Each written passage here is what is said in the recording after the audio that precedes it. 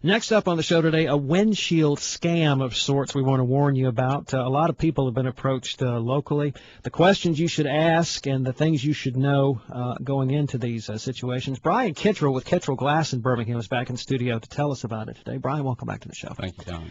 Brian, it's funny that you were actually personally solicited by one of these people, and I guess they had no idea who they were dealing with, and it was a glass professional. No, he was a nice-looking young man, seemed to be fresh out of high school, came up, told me it was Customer Appreciation Day at the gas station, wanted to wash my windshield, and while he was doing it, he pointed out some damage in my windshield that had to be addressed, and I looked at it, and it was just a tiny little chip that does not affect the integrity of the glass. It's sort of like the paint chips off the front of your car that happen in normal daily driving. Yeah.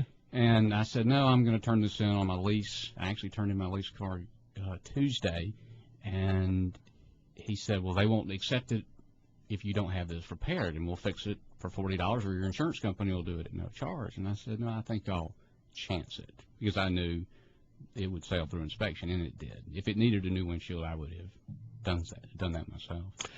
Do you know, did he actually work for the gas station? Probably not. He does not work for a gas station. He gave me a business card. He actually works for a special event company that's based in Vestavia, and they travel from gas station to gas station trying to bully people into making claims on their insurance. And more often than not, based on what I've been reading and seeing, people do not need the repairs they're getting done. But these people convince them that they do. They do convince them that they do, and it's unfair. You know, it's funny.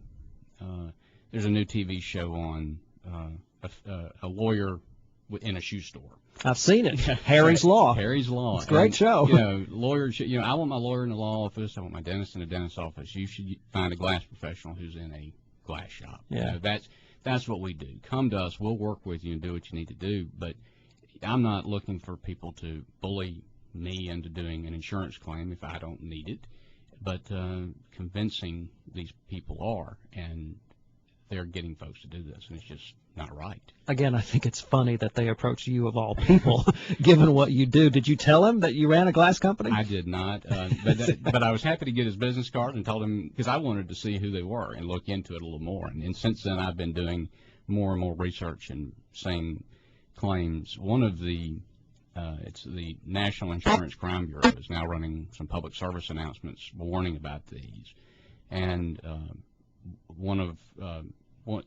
insurance companies go through a billing company, and the largest billing company out there is now warning up against these folks, and they believe that as much as 50% of these claims that are coming in are fraudulent. Now, you mentioned that the young man who approached you gave you his business card, and it turns out he works for an entertainment company. So I assume that they are in the business of putting on events and things like that, but they also do windshield repair? It's I went to their website. It was very interesting. It says they do event management. They have some pictures of windshield damage on there. It wasn't entirely clear what they do. And so it just didn't feel right to me as a customer, and as a glass professional, it certainly didn't feel right. But there are companies like this that are popping up all over because it's easy money, and what's happening is they're getting all of your insurance information, and you know they can 3 months from now go and file a claim again without you knowing it. And I guess maybe not this organization specifically, but ones like them have done that, have submitted duplicate claims. They have done that, and not just organizations like this. Insurance fraud has become prevalent. I mean, the president of a national chain of glass repair shops has himself been sentenced to prison, along with 14 of his managers, for insurance fraud. Folks, if you're approached by somebody like this, I think Brian gave some very sage advice there at the outset, and that is go to a professional and ask, is this the situation? Don't take a stranger's word who walks up to you at a gas station. Go to a professional like Kittrell Glass or another glass company and say, this person told me this. Is this really true, and is this what I need to do? Absolutely. I wouldn't. if someone solicits you for your insurance information, I would guard it as you would guard any other personal Of course, information. yes. You know, if you come to me, I'm going to protect your insurance information. We're going to take care of you. It's why we've been in business for a long time, and there are many folks like us out there that have done the same thing. But these folks that feel like they're fly-by-night, they may not be, but the folks I've seen seem to be. And if it doesn't feel right, you should question it and not fall for it. Mm. In your case, I think you mentioned that the guy was very nice, very professional looking, and because you are in the business you are in, you had pause to think about it twice. But somebody who's not in the business might very easily be swayed. Oh, I absolutely would have been. There's no question. I mean, I know it because I know the business, and he was convincing and believable. But I guess that too should give one pause. Mm-hmm. Give us some tips, Brian. When is there a legitimate problem with a chip in your windshield? There are, best way I can think, as you're driving down the road, you're going to get rocks hit your car, and you have tiny chips in your paint. They don't affect the integrity of your paint job. You're going to have similar little things in your windshield, and they do not affect the integrity of your windshield. But if the glass itself has been impacted and there's actually a crack in the glass, is when you need to start thinking about it. Now, those little chips we call pits, and we can do a pit fill, and there's nothing to it. It's really no charge. It's not that big of a deal. More often than not, I would say don't worry about it. But if there's an impact and there's a crack, you need to start looking at it and seeing what you can do to fix it. But if someone approaches you and says something about it, get a second opinion. There's no harm in that.